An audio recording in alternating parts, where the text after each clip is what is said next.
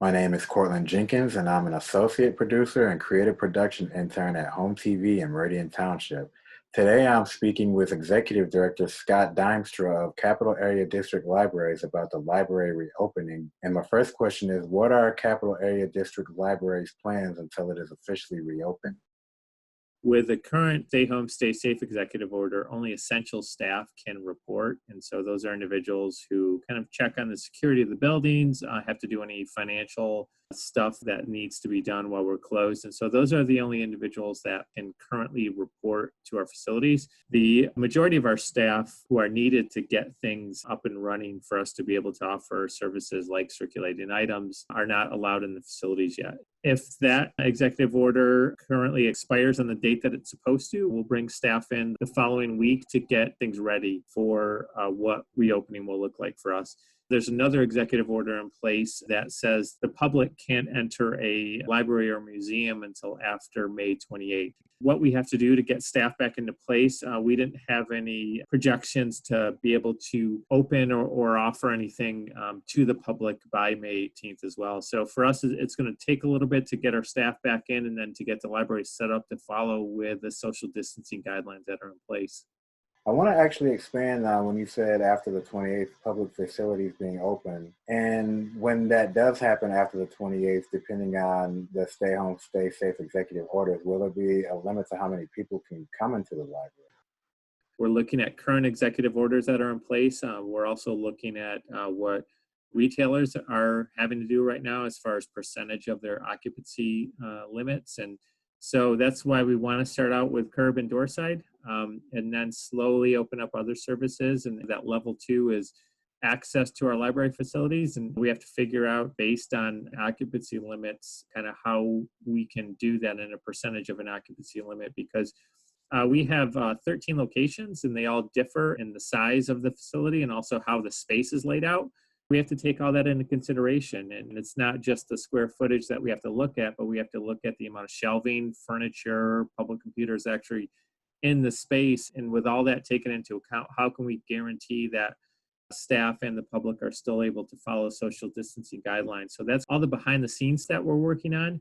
But that level 1 service with the curb and door side pickup, that'll slowly open up to a level 2 service where that's maybe certain sections of the library are only open to you, maybe certain services, and then also looking at how many individuals can actually be in the library space as well. And then if there's a limit for occupants, how do you safely wait before you enter the facility too? So those are all kind of things that we're in the process of working on for what those guidelines will look like. And for a timeline, we're potentially rolling out that curb and door side pickup. Possibly June 1st is the date that we're trying to do that right now. If the current executive orders expire and they're not extended, moving beyond that to work with local, state, and federal health officials to see when it's okay to kind of slowly open up some of those other services.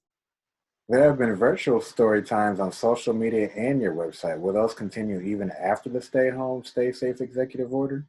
We want to continue the virtual story times that we offer, and those have been fantastic. We've got some great comments, great attendance, great viewership, and it's a way that we've been able to showcase the talent of our librarians and our library assistants as well.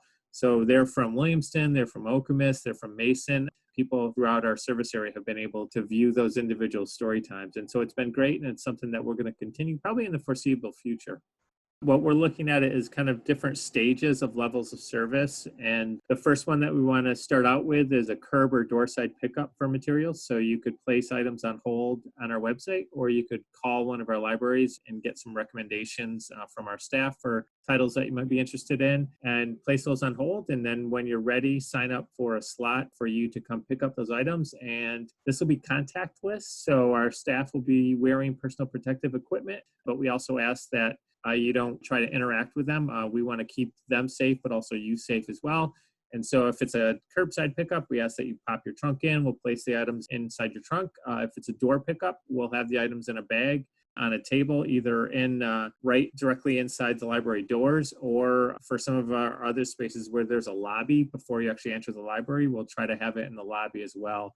We're just trying to make it as easy as possible for individuals to pick up those items while also trying to make it as safe as possible. With so many in-person events being canceled this summer, will Capital Area District Libraries be holding a summer reading event that would normally take place, or will something new or different happen this year due to the pandemic? We definitely have to do something different. Summer reading is a combination of kind of the reading challenge, and the purpose is meant to combat the summer slide. So these are kids who are learning literacy skills during the school year.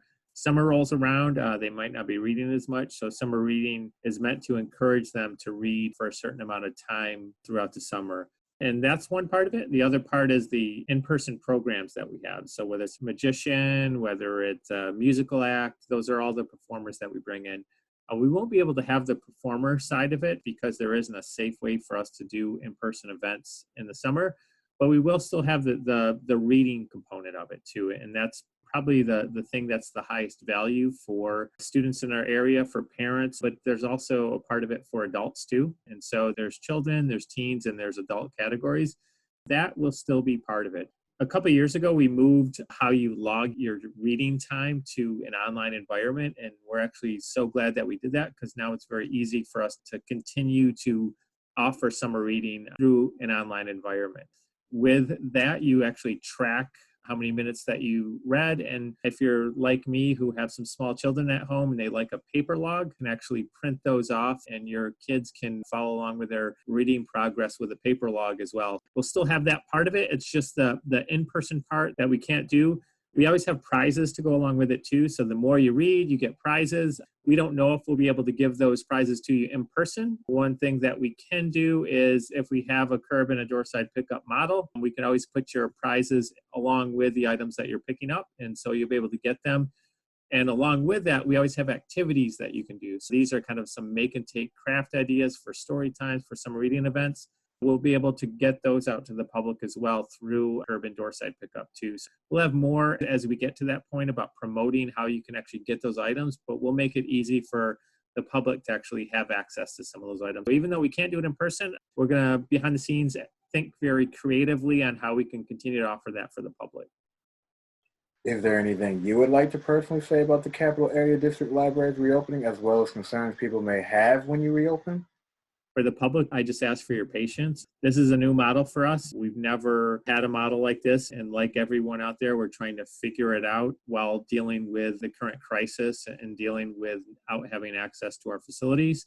We will get there. But again, just ask for your patience. We'll continue to kind of work the kinks out as we go along. For items that are currently checked out, we've extended all the due dates for those up until June 15th. For items that are on hold for individuals that they're just waiting to pick up, those would be on hold until June 22nd. But we just want to ensure everyone's safety as well. So if you have items that are checked out, even after we kind of reopen our services and you're sick, please reach out to us. We don't want you to put yourself in danger or anyone else in danger to actually get those items back to us. Reach out to us. We'll work with you to make sure that you can safely use the library and that we can safely provide service to you as well. Some of the comments that we get most is they see how long COVID-19 lives on items. And one of the first questions that I had was, how safely is it to handle library items then?